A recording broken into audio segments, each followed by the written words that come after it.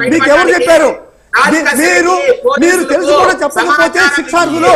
విజయసాయి రెడ్డి గారు ఒక మంత్రి జరుగుతా ఉందని చెప్పి తెలుసు కూడా చెప్పకుంటే మీరు శిక్షార్హులు. జగన్మోహన్ రెడ్డి గారు ఎవరికి చెప్పారు? ఎక్కడ చెప్పారు? మీరు అసంత ప్రలాపాలు మాట్లాడద్దు. మీరు రాజకీయ చంపుతారనేటువంటి వ్యక్తిని పట్టించాల్సిన బాధ్యత పౌరుడిగా మీకుంది. మీరు కూడా శిక్షార్హులే. సార్ జగన్మోహన్ రెడ్డి గారు ఎవరితో చెప్పారు సార్ రాజకీయ చంపాలని? ఫస్ట్ చెప్పండి సార్.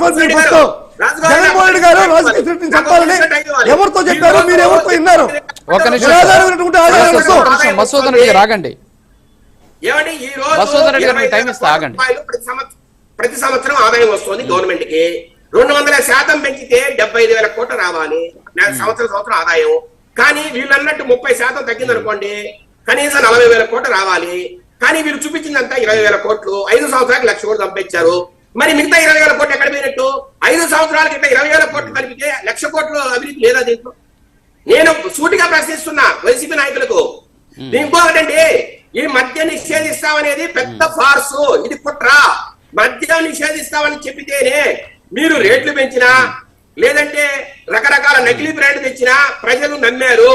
మీరు మద్యం నిషేధం లేదని చెప్పితే రేట్లు పెంచితే ప్రజలు ఒప్పుకోరని, అట్లాగే నకిలీ బ్రాండ్లు తెస్తే ప్రజలు ఒప్పుకోరని మద్యం నిషేధం కుట్ర చేశాడు జగన్మోహన్ రెడ్డి. దాంట్లో భాగంగానే జే బ్రాండ్స్ తెచ్చాడు. ఒక పక్క పట్టణం నొక్కాడు, డబ్బులు వేశాడండి. ఇంకొక పక్క జే బ్రాండ్స్ రూపంలో ఆ డబ్బులు తన జోబులేకి తీసుకున్నమాట వాస్తవం.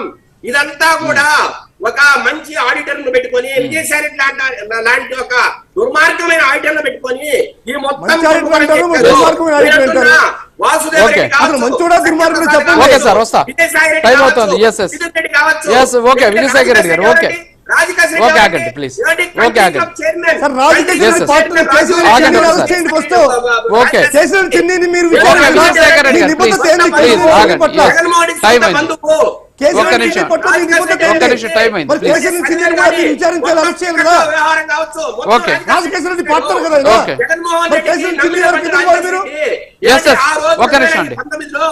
టికెట్లు కావచ్చు, అన్ని కూడా ఆయన చూశారు.